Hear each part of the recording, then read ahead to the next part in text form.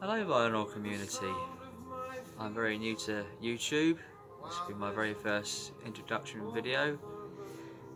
Just got a few things I want to show you what I purchased regarding music and such. I'm quite a fan of the blues. Brought myself a LP here, Jimmy Witherspoon, Spoon So Easy. See that? Quite a relatively late issue or reissue in the 90s. Half sealed. Very nice. Quite a Frank Sinatra fan. I brought this in Discogs.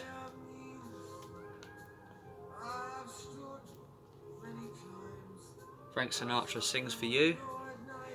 It's a relatively new reissue, 2013, 140 gram vinyl.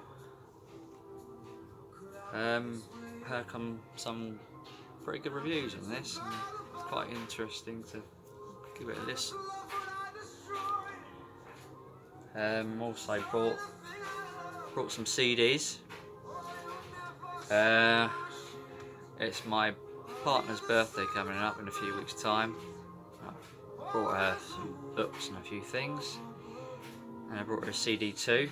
She really likes Michael Bolton, so I brought her this. I brought myself this compilation, Rock Ballads. This is something which I owned years ago. They're really good CDs, double CDs, and I had my car broken into.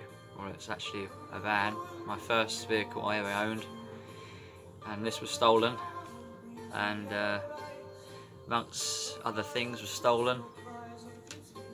That was one of them, so it's nice to get that back after 10 years or so. I brought Lionel Richie. This is one I was particularly interested to get. Coming Home.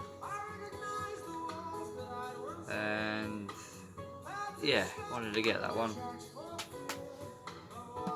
Trying to get all the Nows.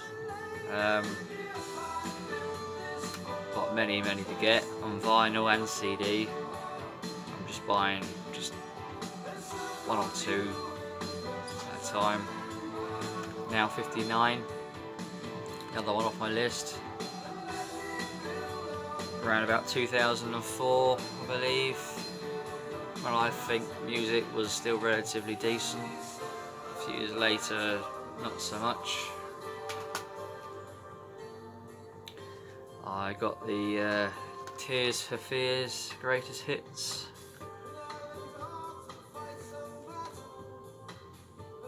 Yeah, some good tracks on there. Sowing the Seeds of Love, Everybody Wants to Rule the World.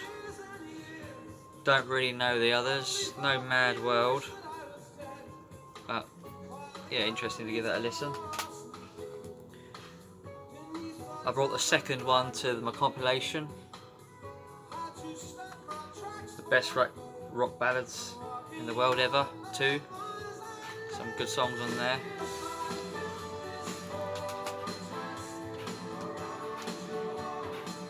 And I brought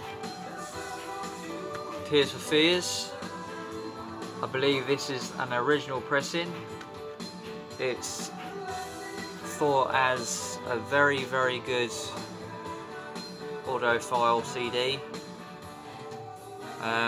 The mixing on it is really decent. I believe it's better than many other reissues which came after this one. So I'm glad to have that.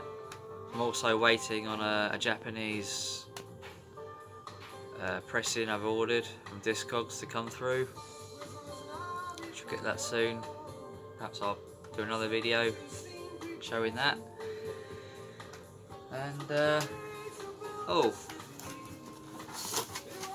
I've got a mini disc player. I was going to get myself some mini discs, but brought this first. I'm not quite sure how many it can store,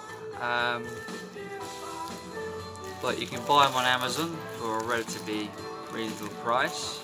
So I thought, oh, you know, well, why not?